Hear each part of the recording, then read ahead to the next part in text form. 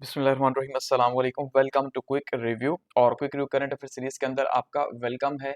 और current affairs में हमारे पास दो टॉपिक हैं जी। पहला जो है वो अल जज़ीरा के अंदर है कि यूक्रेन के जो सदर साहब हैं उनका ये कहना है कि भाई फॉरेन मिशनरीज जो हैं यानी कि कराए के जो बाहर के फौजी हैं वो यूक्रेन रशिया के अंदर जो है वो लड़ रहे हैं यूक्रेन के खिलाफ। ठीक है। और इसमें सबसे इंपॉर्टेंट न्यूज़ ये है कि उन्होंने पाकिस्तान का भी जो है वो नाम लिया है कि पाकिस्तान के जो फौजी हैं भाई वो रशिया की तरफ से यूक्रेन के खिलाफ जो है वो लड़ रहे हैं। तो इसके ऊपर जो है फॉरेन ऑफिस ने उनको डिनाई किया कि भाई ऐसा नहीं है। ठीक है। दूसरी साइड पे हम देख रहे हैं जी कि इसराइल की जो कैबिनेट है मे ऑर्डर कंप्लीट गजा टेक ओवर। रिपोर्ट ये कह रही है यानी कि अब जो इसराइल है उसका मूड ये बन रहा है कि गजा के ऊपर जो है वो कब्जा कर लिया जाए क्योंकि सीज फायर जो है वो फेल हो चुकी है। तो ये दो न्यूज़ हैं, इनको डिस्कस करते हैं।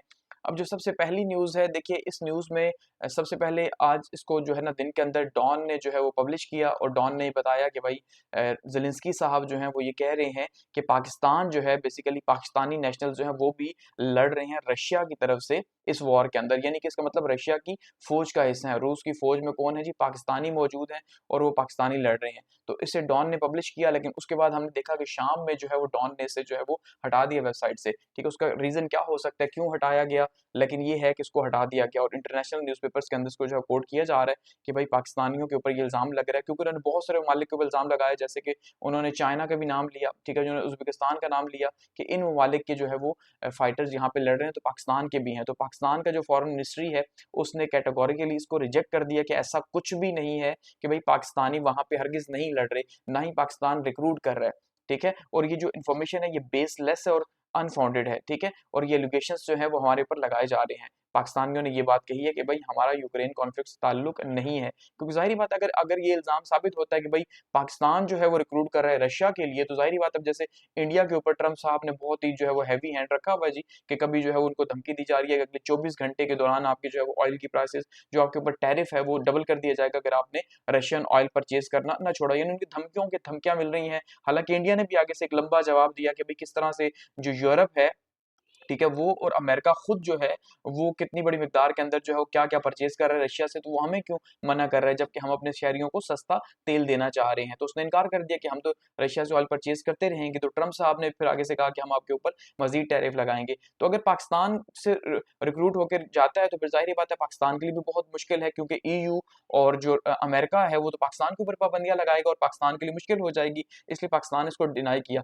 लेकिन जो है इंटरेस्टिंग बात यह है कि पाकिस्तान ने इसको डिनाई तो किया, ठीक है जी, लेकिन अब कहा यह जा रहा है कि यूक्रेनियन अथॉरिटीज जो हैं वो इसको वेरीफाई कर रही हैं। ठीक है। उनके पास एविडेंस मौजूद है, जबकि पाकिस्तान जो है वो बगैर किसी बेस के इसको डिनाई कर रहा है। यानी पाकिस्तान कोई प्रूफ नहीं दे रहा कि भाई हम वहां नहीं है, लेकिन यूक्रेन जो है वो कहा जा रहा है कि उनके सदर साहब जो कह रहे हैं उनके पास प्रूफ मौजूद है कि ये वाले सिटीजन जो है, इससे पहले आपने देखा था लास्ट ईयर यानी 2024 के एंड में जो है उन्होंने चाइना के ऊपर ये इल्जाम लगाया था कि आपके सिटीजन यहाँ पे लड़ रहे हैं। तो चाइना ने कहा था भाई हम तो ऑफिशियली नहीं भेज रहे, अगर वैसे जा रहे हो तो पाकिस्तान भी यही कह सकता है, लेकिन पाकिस्तान ने फिलहाल उसको डिनाई किया।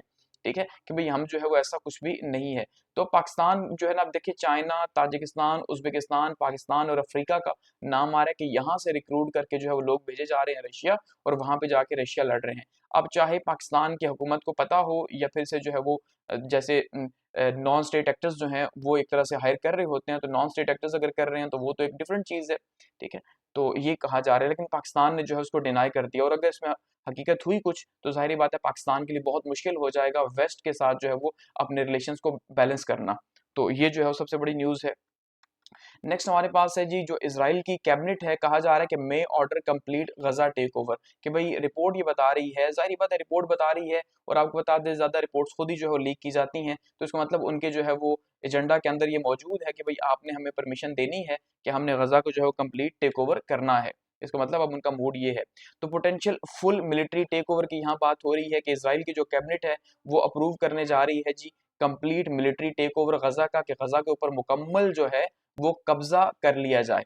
और ये 20 सालों में पहली बार होगा। जी हाँ, 20 सालों में। 2005 में इससे पहले गजा के ऊपर उनका कंट्रोल था, वो कंप्लीट तो नहीं था लेकिन उसका फोर्सेस वगैरह कंट्रोल जो है इनके पास मौजूद था। लेकिन अब जो है उसके बाद दोबारा ही कहा जा रहा है कि भाई अभी 20 साल के बाद दोबारा ये बात हुई है। और ये क्यों की जा रही है? क्योंकि अब जो सीज फायर टॉक्स थी हमास के साथ वो फेल हो गई हैं। आपने देखा कि भाई जो है वो नेतन्याहू अमेरिका भी गया और वहां पे भी जाके बातचीत की कि भाई, और ट्रम्प साहब ने भी कहा कि भाई कल तक फाइनल हो जाएगा, परसों तक, लेकिन करते करते वो नहीं हुआ। उसका इल्जाम जो है हमास को पे डाला गया कि भाई हमास जो सीज फायर नहीं चाहता, क्योंकि हमास फुल सीज फायर चाह रहा है, ठीक है, लेकिन ये सिर्फ 2 माह का चाह रहे हैं। तो अब सीज फायर जो है कैंसिल हो चुका है, तो इसलिए अब ये जो है या तो प्रेशराइज करने के लिए एक टेक्टिक हो सकती है कि भाई इस तरह की न्यूज अगर दी जाए, या फिर जो है वो सचमुच में, क्योंकि नेतन्याहू के इस टाइम पे जो पोजीशन है अपने मुल्क के अंदर, वो हमारे ही हालात हैं जैसे हमारे यहाँ पॉलिटिकली जो है वो हालात चल रहे हैं, ठीक है, तो वही वहां पे भी है कि सियासी तौर पे जो है वो उनको बहुत ज्यादा सपोर्ट नहीं है। तो मे भी वो सपोर्ट हासिल करने के लिए जो है वो इसको आगे बढ़ाएं, और उसके बाद जो है वो उनकी कोशिश हो कि हमास को डिसमेंटल किया जाए यहाँ पे, ठीक है, और दोबारा से जो है फुल कंट्रोल हासिल किया जाए गजा के अंदर, ये उनकी कोशिश जो है वो हो सकती है। हालांकि इससे पहले 2005 में जो है वो उन्होंने कुछ ना कुछ जो है वो कंट्रोल रखा हुआ था, लेकिन उसके बाद उसको रिवर्स उन्होंने कर दिया था और विड्रॉ कर लिए थे अपने ट्रूप्स उसके बाद से।